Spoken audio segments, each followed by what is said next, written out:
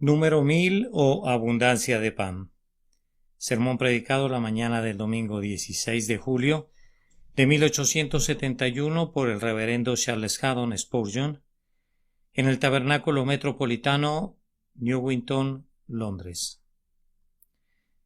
Y volviendo en sí, dijo: ¿Cuántos jornaleros en casa de mi padre tienen abundancia de pan, y yo aquí perezco de hambre? Lucas capítulo 15 y versículo 17. Volviendo en sí. La expresión pudiera aplicarse a alguien que despierta de un profundo desvanecimiento. El hombre no había tenido conciencia de su verdadera condición y había perdido todo poder de liberarse de ella. Pero ahora entraba en razón y recuperaba el conocimiento y la acción. Lo despertó la voz que habrá de reanimar a los muertos, y todas las visiones de su trance pecaminoso desaparecieron. Sus sucios aunque fascinantes sueños se esfumaron. Entró en razón. La expresión pudiera aplicarse también a alguien que recobra la cordura. El hijo pródigo había jugado el papel de un loco, pues el pecado es la locura del peor tipo. Había estado desquiciado, había tomado lo amargo por dulce y lo dulce por amargo, la oscuridad por luz y la luz por oscuridad. Se había hecho daño a sí mismo y había infligido a su alma lo mismo que hacían a sus cuerpos aquellos poseídos por los demonios en el tiempo de nuestro Salvador, cuando se herían con piedras y se cortaban con cuchillos. El hombre desquiciado no sabe que está desquiciado, pero tan pronto como entra en razón, percibe dolorosamente el estado del cual está escapando. Recuperando entonces la sana razón y el recto juicio, el hijo pródigo volvió en sí. Pudiera encontrarse otra ilustración de esta expresión en el viejo mundo de las fábulas de encantamiento, cuando un hombre era librado de la influencia del hechizo del mago. Volvía en sí. La historia clásica tiene su leyenda de Circe, la hechicera, que transformaba a los hombres en puercos. Ciertamente el joven de nuestra parábola se había degradado de la misma manera. Había rebajado su condición humana al nivel de las bestias. Sentir amor por sus parientes, amor por lo bueno, tener algún cuidado por su propio interés, todas esas cosas deberían constituir la posesión del hombre. Pero aquel joven había perdido todos estos atributos propios de la humildad, y entonces se había convertido en algo semejante a la bestia que perece. Pero así como el poeta canta de Ulises y nos dice que forzó a la hechicera a restaurar a sus compañeros a su forma original, así también vemos al hijo pródigo recuperando la condición humana, apartando la mirada de sus placeres sensuales y adoptando un derrotero de conducta más acorde con su nacimiento y parentesco. Tal vez haya hombres aquí presentes hoy que están sumidos todavía en ese pasmo. Oh Dios del cielo, despiértalos. Hay algunos aquí que están moralmente desquiciados. Que el Señor los restaure. Que el divino médico ponga su refrescante mano sobre su frente febril y les diga: quiero, sé limpio. Tal vez haya otros aquí que han permitido que su naturaleza animal reine de manera suprema. Que aquel que destruye las obras del diablo los libere del poder de Satanás y les dé el poder de convertirse en hijos de Dios. Él ha de recibir toda la gloria. Da la impresión de que cuando el hijo pródigo entró en razón, estaba absorto en dos pensamientos. Dos hechos le quedaban claros: que había abundancia de pan en la casa de su padre y que él mismo se estaba muriendo de hambre. Que esos dos hechos espirituales que están emparentados ejerzan un poder absoluto sobre los corazones de todos ustedes, si es que todavía no son salvos, pues constituyen verdades sumamente importantes y apremiantes de manera eminentemente cierta. Estas no son las fantasías de alguien sumido en un sueño, no son los delirios de un maníaco, no son las imaginaciones de alguien que está bajo un embrujo. Es sumamente cierto que hay abundancia de toda cosa buena en la casa del Padre, y que el pecador está necesitado de ellas. En ninguna otra parte puede ser encontrada la gracia, o puede ser obtenido el perdón, pero en Dios hay plenitud de misericordia. Que nadie se aventure a disputar esta gloriosa verdad. Es igualmente cierto que el pecador está pereciendo sin Dios, está pereciendo ahora y perecerá eternamente. Todo lo que es digno de ser poseído en su existencia será completamente destruido, y él mismo habrá de permanecer únicamente como una desolación. El búho y el abetoro de la miseria y de la angustia merodearán las ruinas de su naturaleza por los siglos de los siglos. Si pudiéramos encerrar a los inconversos en esos dos pensamientos, ¿qué esperanzadoras congregaciones tendríamos? Ay, olvidan que únicamente en Dios hay misericordia y se imaginan que ha de encontrarse en alguna otra parte, y tratan de escabullirse del humillante hecho de su propio estado perdido, e imaginan que tal vez podría haber una puerta trasera de escape, que después de todo no son tan malos como lo declara la Escritura, o que por ventura les irá bien al final, por mal que estén ahora. Ay, hermanos míos, ¿qué haremos con aquellos que cierran deliberadamente sus ojos a las verdades cuyas evidencias son sobrecogedoras y cuya importancia es de gran impacto? Yo les suplico sinceramente a aquellos entre ustedes que saben cómo acercarse por fe al trono de Dios, que musiten la oración pidiendo que se designe, o más bien que se digne llevar al corazón inconverso a la cautividad, y que ponga estos dos sólidos grilletes sobre cada alma no regenerada. Hay abundante gracia en Dios y hay una completa indigencia en cuanto a ellos mismos. Atado con tales grilletes y conducido a la presencia de Jesús, el cautivo recibiría pronto la libertad de los hijos de Dios. Tengo la intención de reflexionar en esta mañana únicamente o principalmente sobre el primer pensamiento, el pensamiento central, según me parece a mí que estaba en la mente del hijo pródigo, ese que realmente lo constriñó a decir: me levantaré e iré a mi padre. No era, pienso yo, el pensamiento que le conducía a regresar a casa, la consideración de que estaba padeciendo de hambre, sino que el impulso hacia su padre encontró su principal motivo en la consideración. ¿Cuántos jornaleros en casa de mi padre tienen abundancia de pan? La profusión, la abundancia, la superabundancia de la casa del padre era lo que le motivaba a regresar a casa, y muchas almas han sido conducidas a buscar a Dios cuando han creído plenamente que hay abundante misericordia en él. Esta mañana mi deseo es exponer con sencillez ante cada pecador aquí presente la suma abundancia de la gracia de Dios en Cristo Jesús, esperando que el Señor encontrará a aquellos que son hijos y que ellos captarán estas palabras y que al oír de la abundancia del pan en la casa del Padre dirán: me levantaré e iré a mi Padre.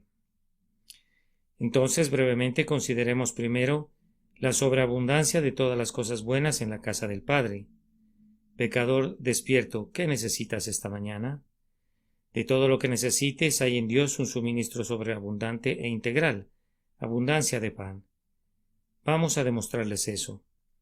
Primero consideren al propio Padre, y todo aquel que considere rectamente al Padre percibirá de inmediato que no puede haber restricción para la misericordia ni ningún límite para las posibilidades de la gracia.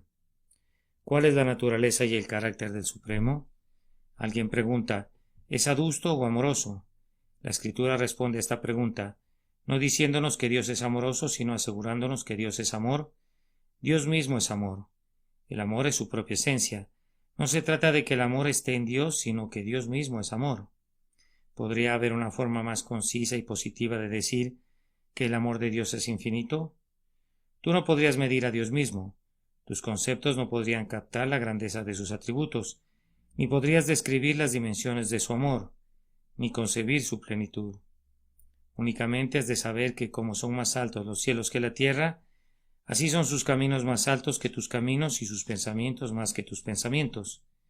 Para siempre es su misericordia. Él perdona la maldad y olvida el pecado del remanente de su heredad. No retiene para siempre su enojo porque se deleita en misericordia. Tú, Señor, eres bueno y perdonador, y grande en misericordia para con todos los que te invocan. Más grande que los cielos es tu misericordia. El Señor es muy misericordioso y compasivo. Si sólo el amor divino no pareciera suficiente para tu salvación, recuerda que en el Padre, hacia quien retorna el pecador, hay tanta gracia como sabiduría. Tu caso es uno sumamente difícil. ¿Quién te hizo puede sanarte? ¿Son extrañas y complejas tus enfermedades? ¿Quién formó el oído no podría suprimir su sordera? ¿Quién hizo el ojo no podría alumbrarlo si quedare ciego?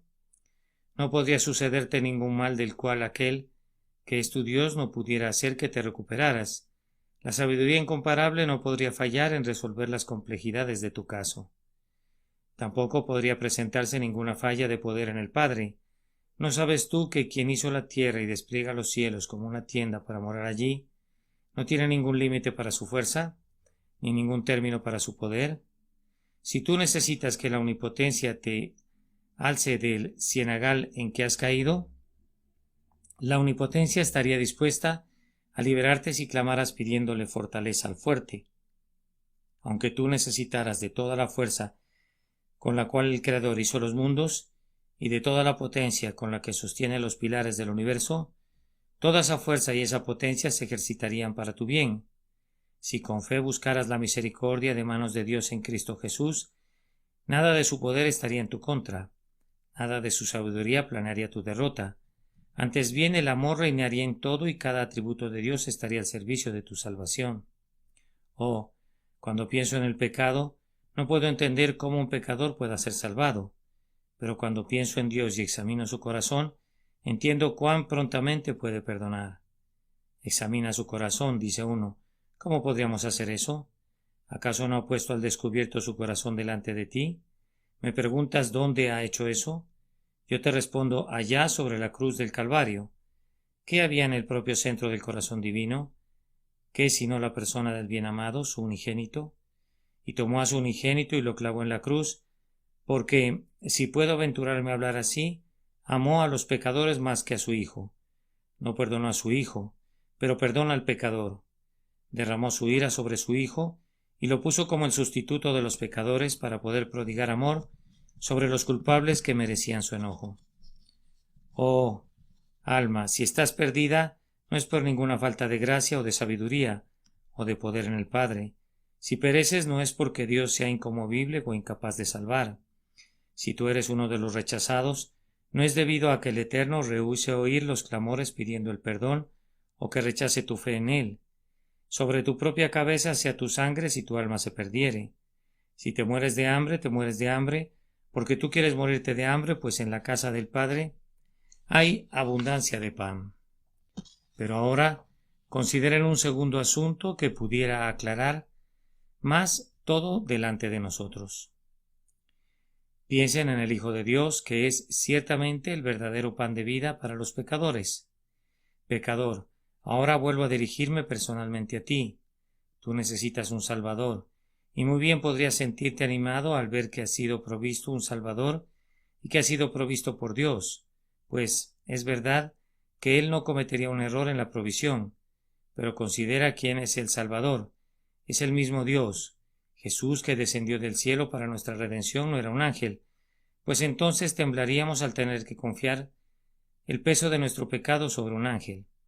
No era un simple hombre, pues entonces solo habría podido sufrir como un sustituto de uno solo, si fuera válido sustituir a alguien. Sin embargo, Él era en el principio con el Padre, Dios verdadero de Dios verdadero. ¿Y alguien así viene a redimirnos? Si ese es el caso, ¿hay campo para alguna duda en cuanto a su habilidad? Yo confieso en verdad en este día que si mis pecados fuesen 10,000 veces más pesados de lo que son, sí, y si yo tuviera todos los pecados de toda esta muchedumbre apilados adicionalmente sobre mí, yo podría confiarle a Jesús todos ellos en este instante, ahora que sé que Él es el Cristo de Dios, Él es el Dios fuerte y la carga de nuestros pecados es fácilmente suprimida por su mano traspasada. Él borra nuestros pecados y los arroja a las profundidades del mar. Piensa en lo que ha hecho Jesús, el Hijo de Dios. Él, quien era Dios y por ello bendito por los siglos, y dejó el trono y las regalías del cielo, y se humilló a venir a aquel pesebre. Allí está acostado. Su madre lo envuelve en pañales y lo carga sobre su pecho. El infinito está vestido como un infante. El invisible es hecho manifiesto en la carne. El Todopoderoso está ligado a la debilidad por causa nuestra. Oh incomparable humillación de la condescendencia. Si el Dios Redentor hace esto para salvarnos, ¿acaso podría considerarse algo imposible que salvar al más vil de los viles? ¿Podría ser algo tan difícil para quien desciende del cielo a la tierra para redimir? No hagas ninguna pausa llevado por el asombro, sino prosigue adelante. ¿Lo ves a Él, que era Dios sobre todo, bendito por los siglos, viviendo más de 30 años en medio de los hijos de los hombres? experimentando las debilidades de la condición humana, tomando sobre sí nuestras enfermedades y compartiendo nuestras aflicciones, sus pies cansados por hollar las distancias de Palestina, su cuerpo desfallecido padeciendo a menudo hambre y sed y trabajos, sus rodillas tejidas a la tierra por la oración de medianoche, sus ojos rojos llenos de llanto, pues Jesús lloró con frecuencia, siendo tentado en todo según nuestra semejanza. Espectáculo sin par, un Dios encarnado mora entre los pecadores y sufre su contradicción. Qué gloria emanaba de cuando en cuando del encuentro de su humillación. Era una gloria que debería convertir en algo inevitable la fe en Él. No es racional dudar de tu poder para perdonar pecados. Tú que en verdad caminaste sobre el mar, tú que en verdad resucitaste de los muertos, ¿acaso tú mismo no lo expresaste así cuando le ordenaste al hombre que tomara su lecho y anduviera? ¿Qué es más fácil decir, los pecados te son perdonados, o decir levántate y anda? Con toda seguridad Él puede también salvar perpetuamente a los que por Él se acercan a Dios. Si aún en debilidad aquí en la tierra Él pudo perdonar pecados, con mucha más razón puede ahora que se sienta en su gloria hacerlo. Él es enaltecido en lo alto para ser un príncipe y un salvador, para dar arrepentimiento y remisión de pecados. Pero la cruz es la prueba maestra de que en Cristo Jesús hay abundancia de pan. ¿Quisieran seguirme un momento, o más bien quisieran seguirlo a Él a Getsemaní? ¿Pueden ver el sudor sangriento cuando cae en el suelo en su agonía? ¿Pueden pensar en su flagelación delante de Herodes y de Pilato? ¿Pueden seguirlo a lo largo de la vía dolorosa de Jerusalén? ¿Toleran sus tiernos corazones verle clavado al madero y alzado hasta desangrarse y morir? Esto es solo la capa exterior. En cuanto al núcleo interior de sus sufrimientos, ningún lenguaje podría describirlo, ni tampoco la concepción intelectual podría atisbar en su interior. El Dios eterno puso el pecado sobre Cristo, y donde fue colocado el pecado, ahí cayó la ira. Jehová quiso quebrantarlo sujetándole a padecimiento. Ahora, quien murió en la cruz fue el unigénito de Dios. ¿Podrías concebir un límite para el mérito de la muerte de un tal Salvador? Yo sé que hay algunas personas que consideran necesario para su sistema de teología limitar el mérito de la sangre de Jesús. Si mi sistema de teología necesitara de una tal limitación, lo arrojaría a los vientos. No podría ni me atrevería a permitir que ese pensamiento se alojara en mi mente, pues pareciera ser estrechamente semejante a la blasfemia. Yo veo un océano de mérito en la obra acabada de Cristo. Mi plomada no encuentra fondo y mis ojos no descubren una orilla. Habría suficiente eficacia en la sangre de Cristo, si Dios así lo hubiera querido, para salvar no únicamente a este mundo entero, sino a 10.000 mundos, si hubieran transgredido la ley del Hacedor. Una vez admitida la infinitud en el asunto, cualquier límite es inadmisible. Teniendo a una persona divina como una ofrenda, no sería consistente concebir un valor limitado. Con fin y medidas son términos inaplicables al sacrificio divino. La intención del propósito divino fija la aplicación de la ofrenda infinita, pero no la convierte en una obra infinita. En la expiación de Cristo Jesús hay abundancia de pan, tal como Pablo escribió a Timoteo, que es el Salvador de todos los hombres, mayormente de los que creen. Pero ahora permítame guiarlos a otro punto de consideración solemnemente gozosa, que es el Espíritu Santo. Creer y amar a la Trinidad es poseer la llave de la teología. Ya hablamos del Padre y ya hablamos del Hijo. Hablemos ahora del Espíritu Santo. Le rendimos demasiado poco honor, pues el Espíritu Santo condesciende a venir a la tierra y morar en nuestros corazones, y a pesar de todas nuestras provocaciones, Él todavía permanece dentro de su pueblo. Ahora, pecador, tú necesitas una nueva vida y tú necesitas santidad, pues ambas cosas son necesarias para hacerte idóneo para el cielo. ¿Hay alguna provisión para eso? El Espíritu Santo es provisto y es dado en el pacto de gracia, y ciertamente en él hay abundancia de pan. ¿Qué es lo que no podría hacer el Espíritu Santo siendo divino? Nada podría estar más allá de su poder. Mira lo que ya ha hecho. Se movió sobre la faz del caos y lo puso en orden. Toda la belleza de la creación se gestó bajo su aliento moldeador.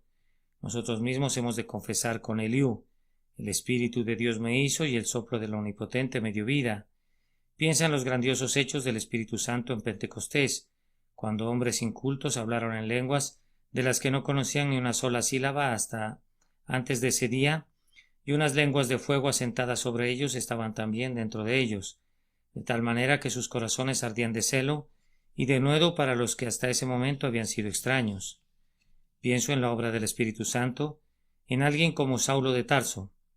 Ese perseguidor hecha espuma de sangre es un verdadero lobo. Querría devorar a los santos de Dios en Damasco y sin embargo, en unos pocos instantes le oyes preguntar: ¿Quién eres, Señor? Y enseguida: Señor, ¿qué quieres que yo haga? Su corazón ha sido cambiado. El Espíritu de Dios lo ha hecho nuevo. El diamante se ha disuelto en un instante y se ha convertido en cera. Muchos de nosotros estamos ante ustedes como monumentos vivientes de lo que el Espíritu Santo puede hacer, y podemos asegurarles por nuestra propia experiencia que no hay ningún mal interior que Él no pueda vencer, ningún deseo impuro de la carne que no pueda someter, ninguna obcecación que no pueda derretir. ¿Hay algo demasiado difícil para el Señor? ¿Se ha acortado el Espíritu de Jehová? Sin duda ningún pecador puede estar más allá de las posibilidades de misericordia cuando el Espíritu Santo condesciende a ser el agente de la conversión de una persona. Oh pecador, si tú pereces, ¿no se deberá a que el Espíritu Santo carezca de poder, o a que la sangre de Jesús carezca de eficacia, o a que el amor del Padre falle? Se deberá a que tú no creíste en Cristo, y a que te resistes en una rebelión deliberada, rechazando el abundante pan de vida colocado delante de ti.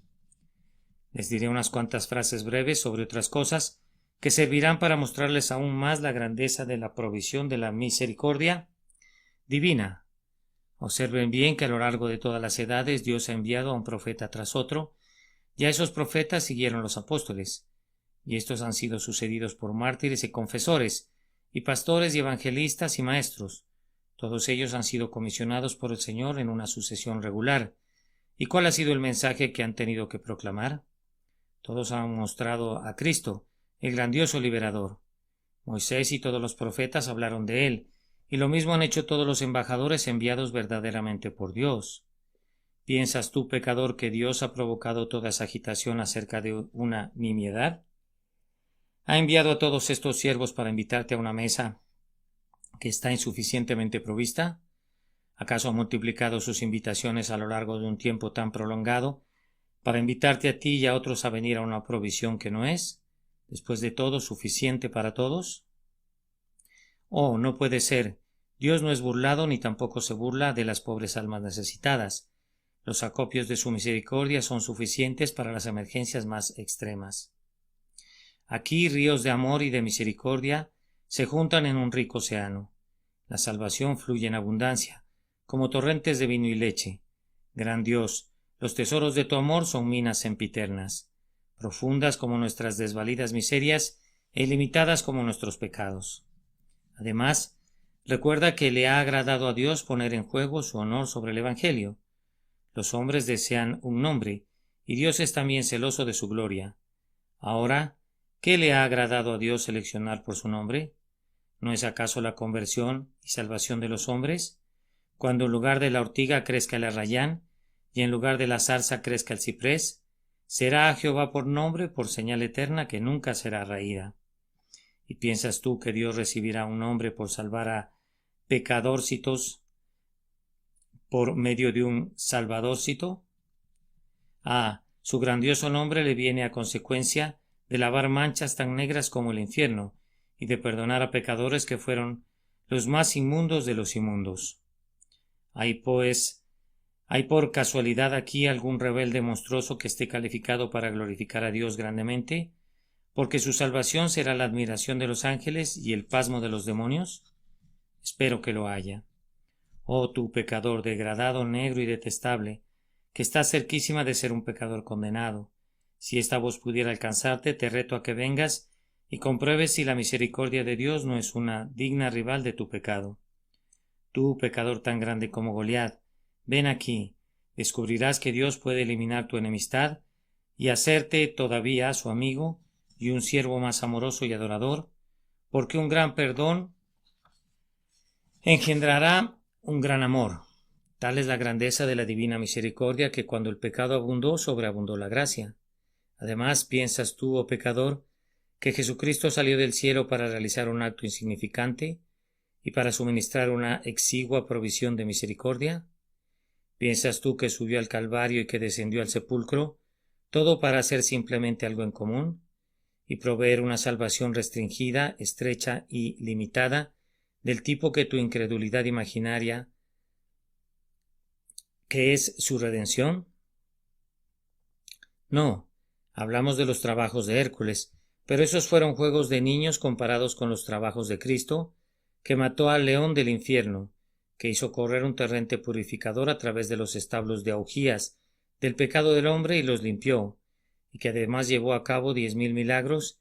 ¿Y despreciarás tú a Cristo como para imaginar que lo que ha logrado es después de todo tan poco que no basta para salvarte?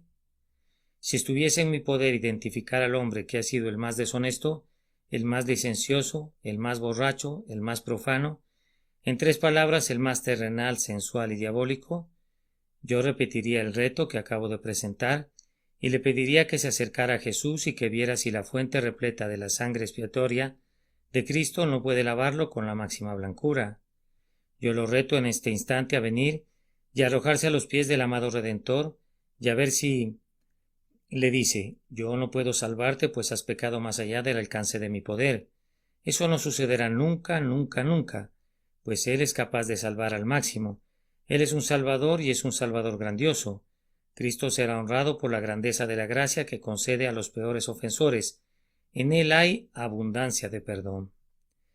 Debo abandonar este punto, pero no puedo hacerlo sin agregar que pienso que la expresión abundancia de pan podría ser adoptada como lema del Evangelio. Yo creo en la redención particular y creo que Cristo entregó su vida por sus ovejas, pero tal como ya lo he dicho, no creo en el valor limitado de esa redención. ¿De qué otra manera podría leer las palabras de Juan? Él es la propiciación por nuestros pecados, y no solamente por los nuestros, sino también por los de todo el mundo. Hay una porción segura para sus propios elegidos, pero hay además de sobra. Yo creo en el amor elector que ha de salvar a todos los que se ha de propuesto salvar, suficiente pan, pero yo creo en la benevolencia ilimitada, pan suficiente y de sobra. Nosotros, cuando tenemos que cumplir algún propósito, aplicamos la cantidad requerida de fuerza y nada más, pues debemos economizar y no debemos desperdiciar nuestra limitada reserva. Incluso la caridad da al hombre pobre nada más de lo que perentoriamente necesita, pero cuando Dios alimenta a la multitud, Él adereza mesa con imperial largueza. Nuestra carreta del agua recorre de un extremo al otro la ruta favorecida, pero cuando las nubes del cielo quieren favorecer los campos del hombre justo, anegan naciones enteras e incluso se derraman sobre el mar.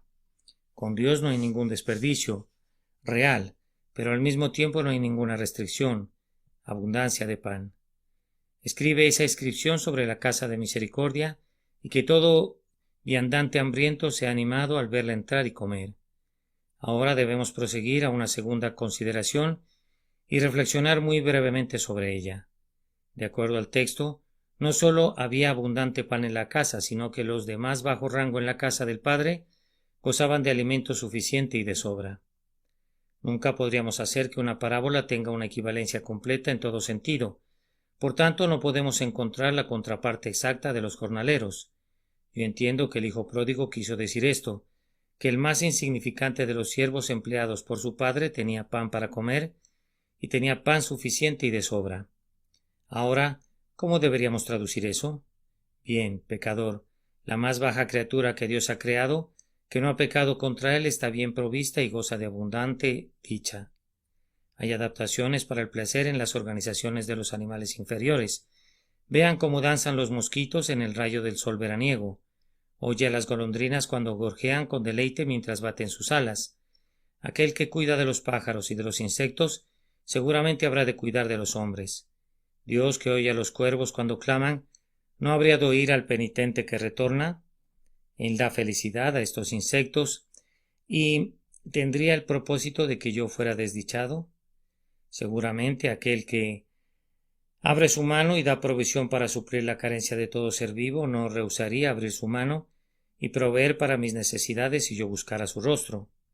Sin embargo, No he de convertir a estas criaturas inferiores en los jornaleros. ¿A quiénes he de seleccionar entre los hombres?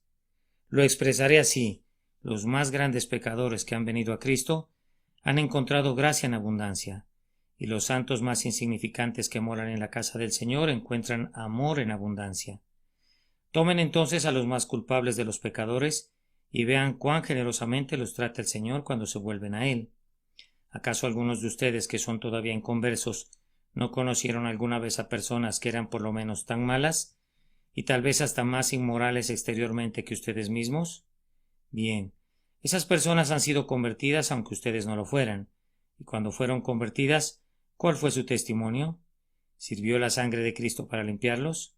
Oh, sí, e hizo algo más que limpiarlos, pues les añadió una belleza que no les pertenecía. Una vez estuvieron desnudos. ¿Fue capaz Jesús de vestirlos? ¿Había una cubierta suficiente en su justicia?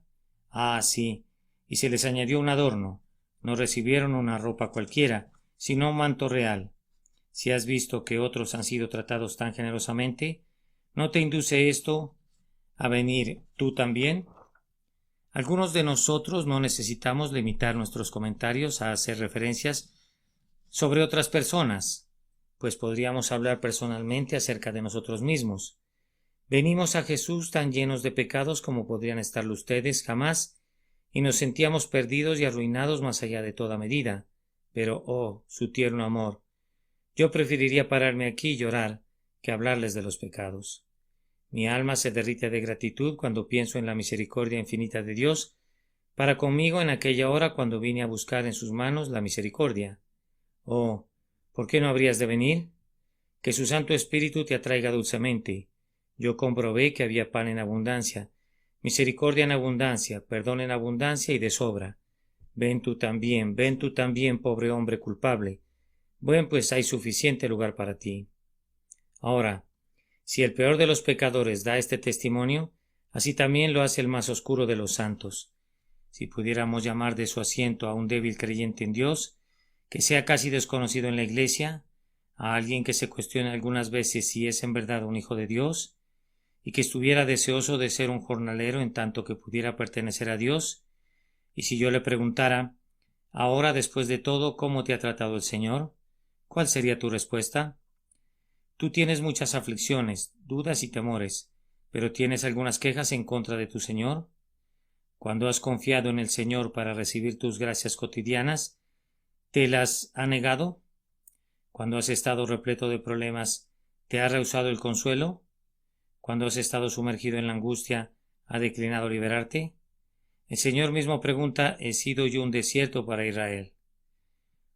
Ustedes, que son pueblo, testifiquen contra el Señor si tienen algo en contra suya. Oíd cielos y escucha tu tierra. Quienquiera que esté en el servicio de Dios, que hubiere descubierto que es un capataz severo, que hable. Entre los ángeles delante del trono de Jehová, y entre los redimidos en la tierra, si hubiere alguno que pudiera decidir que ha sido tratado injustamente o tratado como a la crianza despectiva, que alce su voz. Pero no hay nadie, incluso el propio demonio, cuando habló de Dios y de su siervo Job, preguntó: ¿acaso teme Job a Dios de balde? Por supuesto que no. Dios no permitirá que sus siervos le sirvan de balde. Les pagará salarios superabundantes y todos ellos darán testimonio de que en su mesa hay abundancia de pan.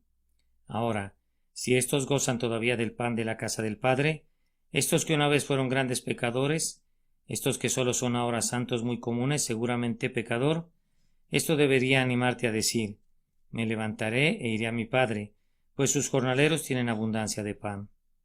En tercer lugar, noten que el texto se concentra en la multitud de aquellos que tienen abundancia de pan. El hijo pródigo pone un énfasis sobre la palabra cuántos jornaleros en casa de mi padre. Pensaba en sus grandes números y los contaba. Pensaba en quienes cuidaban del ganado, en quienes salían con los camellos, en quienes guardaban las ovejas, en quienes cultivaban los granos y en quienes atendían la casa. Pasó revista de todos ellos en su mente. Su padre era grande en la tierra y poseía muchos siervos. Sin embargo, él sabía que todos ellos gozaban del mejor alimento en abundancia. ¿Por qué habría de morir de hambre? De todas maneras, yo soy solo uno. Aunque mi nombre pareciera insaciable, No es sino un vientre el que debe ser llenado. Y aquí mi Padre llena cientos y miles cada día. ¿Por qué habría de morir de hambre? Ahora, oh tú pecador despierto, tú que en verdad sientes tu pecado y tu miseria esta mañana, piensa en los números sobre quienes Dios ha derramado ya su gracia. Piensa en las huestes incontables en el cielo. Si fueras introducido ahí hoy, encontrarías tan fácil contar las estrellas o las arenas del mar, como contar las multitudes que están delante del trono incluso ahora.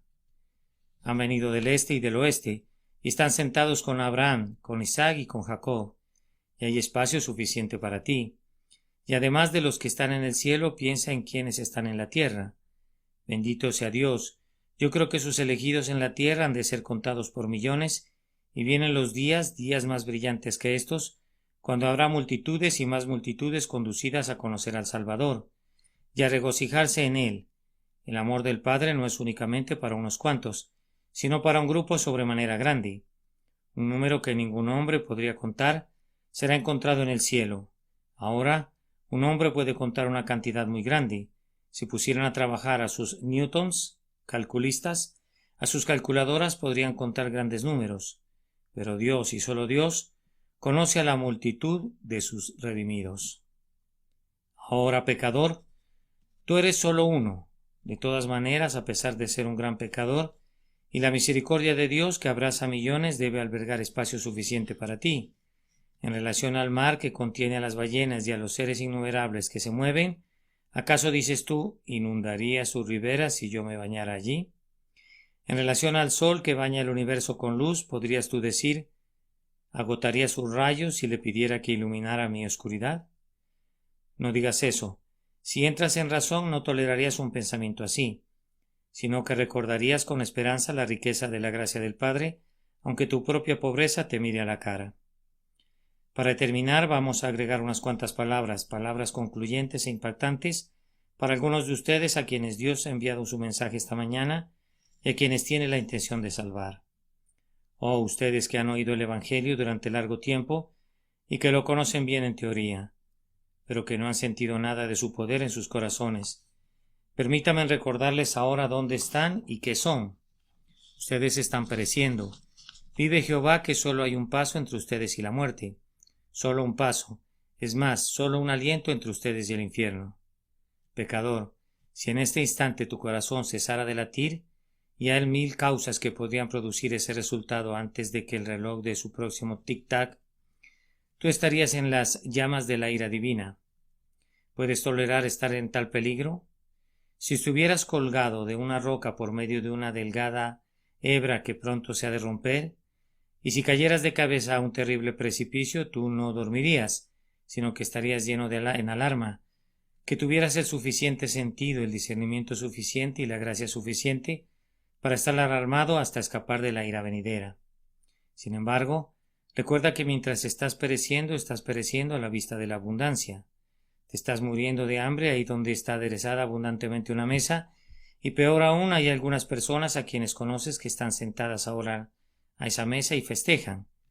Qué triste perversidad es que un hombre persista en privarse de comida en medio de un banquete, precisamente donde otros están siendo regalados con buenas cosas. Pero me parece que te oigo decir, me temo que no tengo ningún derecho de venir a Jesús. Te voy a preguntar esto. ¿Tienes algún derecho de decir eso mientras no se te haya negado nada? ¿Trataste alguna vez de venir a Cristo? ¿Te has rechazado alguna vez? Entonces, si no has recibido jamás una repulsa, ¿por qué imaginas perversamente que Él habría de repelerte?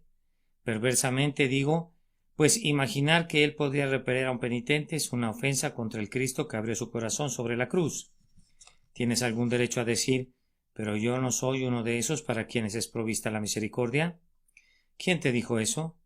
¿Has ascendido al cielo y leído los registros secretos de la elección de Dios? ¿Te ha revelado el Señor un extraño decreto y te ha dicho márchate y pierde la esperanza? Pues no voy a tener ninguna piedad de ti. Si tú dijeras que Dios habló así, yo no te lo creería. En este libro sagrado está registrado lo que Dios ha dicho. Aquí está la palabra cierta del testimonio, y en el encuentro que no ha sido dicho por ningún humilde buscador que Dios lo ha dejado fuera de su gracia. ¿Por qué tienes un derecho de inventar una ficción así para alcanzar tu propia condenación? En lugar de eso hay mucho en la palabra de Dios, y en otros lugares para animarte a que vengas a Cristo. Él no ha repelido todavía a ningún pecador. Para comenzar, eso es bueno y no es probable que lo hiciera, pues ya que murió para salvar a los pecadores, ¿por qué habría de rechazarlos cuando buscan ser salvados? Tú dices, tengo miedo de venir a Cristo. ¿Es sabio eso? Me he enterado de un pobre navegante que había sido convertido y que tenía muy poca educación, pero que conocía la gracia de nuestro Señor Jesucristo. Y cuando estaba agonizando, muy alegre y gozosamente anhelaba partir. Su esposa le dijo, hombre, ¿no tienes miedo de presentarte delante del juez?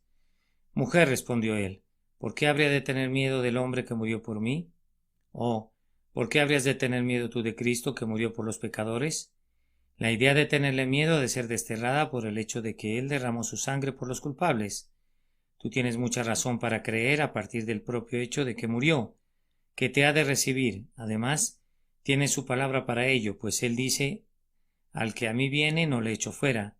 Por ninguna razón, de ninguna manera, en ninguna ocasión, bajo ninguna pretensión y por ningún motivo, no le echaré fuera, dice el original. Al que a mí viene no le echo fuera. Tú afirmas que es demasiado bueno para ser cierto que haya perdón para ti. Esto sería medir insensatamente el grano de Dios con tu almud, ya que parece ser algo demasiado bueno para ser recibido por ti. ¿Te imaginas que es demasiado bueno para que Dios lo otorgue? La grandeza de las buenas nuevas ha de ser una razón para creer que las nuevas son ciertas, pues así es con Dios. ¿Quién es un Dios perdonador como tú? ¿O quién tiene gracia tan rica y gratuita? Debido a que el Evangelio nos asegura que Él perdona grandes pecados por medio de un gran Salvador, parece ser verdad, puesto que Él es un Dios muy grande. ¿Cuál debería ser el resultado de todo esto para todo pecador aquí presente en este momento? Yo pienso que estas buenas nuevas deberían despertar a aquellos que casi se han quedado dormidos por causa de la desesperación. Los marineros han estado sacando con bombas el agua del barco, las fugas están prevaleciendo, el barco se está hundiendo y el capitán está persuadido de que va a naufragar. Deprimido por esas malas noticias, los hombres rehúsan trabajar y como los botes están todos desfondados y no pueden construir una balsa, se entregan a la desesperación. En breve el capitán les tiene mejores noticias. El barco flotará, les dice.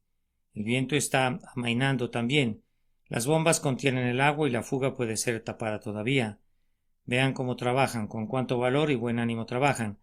Porque hay esperanza, alma, hay esperanza. Hay esperanza, hay esperanza para la ramera, para el ladrón, para el borracho. No hay esperanza, dice Satanás. Tú eres un mentiroso. Regrésate a tu guarida. Para ti no hay esperanza, pero para el hombre caído, aunque esté hundido hasta el cuello en el cieno del pecado, aunque esté a las puertas de la muerte, hay esperanza mientras viva. Hay esperanza en el Salvador para las almas desesperadas. En adición a despertarnos, esto debería elevar los pensamientos del pecador. Hace algunos años un barrendero de las calles en Dublín estaba en una esquina con su escoba, y muy probablemente sus más elevados pensamientos consistían en mantener el cruce limpio y esperar el centavo que le darían. Un día un abogado puso su mano sobre su hombro y le dijo: mi buen amigo, ¿sabes que eres heredero de una fortuna que produce 10,000 libras al año? ¿Lo dice en serio?, preguntó el barrendero. En efecto, le respondió. Acabo de recibir esa información. Estoy seguro de que tú eres el hombre. Se alejó y se olvidó de su escoba. ¿Estás sorprendido? Vamos, ¿quién no habría olvidado una escoba al convertirse súbitamente en el poseedor de una renta de 10,000 libras al año? Así, yo ruego que algunos pobres pecadores que han estado pensando en los placeres del mundo, cuando oigan que hay esperanza y que hay un cielo que puede obtenerse, olviden los engañosos placeres del pecado y vayan en pos de cosas mejores y más excelsas. ¿No debería purificar también la mente? El hijo pródigo, cuando dijo me levantaré e iré a mi padre, fue reformado en alguna medida desde aquel preciso instante. ¿Cómo?, preguntas tú. Pues bien, abandonó el comedero de los cerdos y más todavía dejó la copa de vino y dejó a las rameras. No acudió con la ramera tomada de su brazo ni con la copa de vino en su mano diciendo voy a llevar estas cosas conmigo e iré a mi padre. Eso no podía ser. Todas esas cosas fueron abandonadas y aunque no poseía ninguna bondad que llevar consigo, con todo no trató de mantener sus pecados y venir a Cristo. Voy a concluir con esta observación. porque servirá como un tipo de caveat, advertencia, y será una palabra apropiada para sazonar las amplias invitaciones del Evangelio gratuito.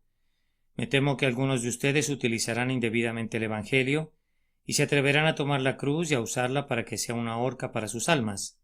Si Dios es tan misericordioso, ustedes irán y pecarán todavía más, y debido a que la gracia es otorgada gratuitamente, ustedes continuarán en el pecado para que la gracia sobreabunde. Si hicieran eso, yo quisiera recordarles solemnemente que no tengo gracia para predicarles a personas como ustedes. Su condenación es justa. Es la palabra de la inspiración y la única que conozco que es aplicable a personas como ustedes. Pero a toda alma necesitada y culpable que desee un Salvador se le dice hoy que crea en Jesús. Esto es, que confíe en la sustitución y en el sacrificio de Cristo, que confíe que tomará su pecado y lo borrará, que confíe en que tomará su alma y la salvará. Confía en Cristo enteramente y serás perdonado en este preciso instante. Eres salvado en este mismo momento y puedes regocijarte en el hecho de que, siendo justificado por fe, tienes paz con Dios por medio de Jesucristo nuestro Señor. Oh, vengan ustedes, vengan ustedes, vengan ustedes, vengan y sean bienvenidos. Vengan ahora a la sangre del Redentor. Espíritu Santo, fuérzalos a entrar para que la casa de la misericordia se llene. Amén y amén. Número 1000 o abundancia de pan. Sermón predicado la mañana del domingo 16 de julio de 1871 por el reverendo Charles Haddon Spurgeon en el Tabernáculo Metropolitano, Newington, Londres. Y volviendo en sí dijo: ¿Cuántos jornaleros en casa de mi padre tienen abundancia de pan, y yo aquí perezco de hambre? Lucas capítulo 15 y versículo 17.